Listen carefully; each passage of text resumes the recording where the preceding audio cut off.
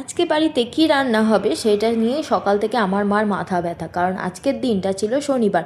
শনিবার দিন আমরা বাড়িতে সবাই নিরামিষ খাই, তো নিরামিষের দিন মার মাথা ব্যথা শুরু হয়ে যায়, কী রান্না করবে কী রান্না করবে এটা ভেবেই।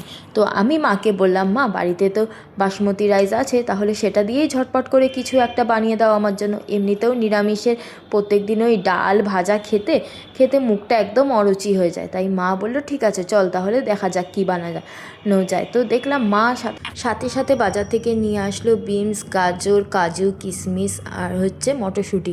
তো সেগুলো দিয়ে মা তাড়াতাড়ি করে ফ্রাইড রাইস বসিয়ে দিল। আমি তো দেখে খুব আনন্দ যে যাক, শনিবার দিন ওই সেই রীতিমতো যেই ডাল আর ভাত আর বেগুন ভাজা, আলু ভাজা বা পটল ভাজা খাই সেগুলো আর খেতে হবে না। তো সাথে সাথে আমি মাকে বললাম, মা তাহলে তার সাথে নতুন আলু উঠেছে এখন, তাহলে নতুন আলুর একটা তরকারি বানালেও তো ভালো হয়। মা বলছে ঠিক আছে চল তাহলে নতুন আলুর দম করা যায়। আমি তো ভাবলাম বাহ বেশ ভালোই জমবে ফ্রাইড রাইস, মিষ্টি মিষ্টি ফ্রাইড রাইস আর সাথে হচ্ছে ঝাল ঝাল আলুর দম, খেতে যা টেস্ট হবে আমি তো ভেবেই খুব আনন্দ পাচ্ছিলাম।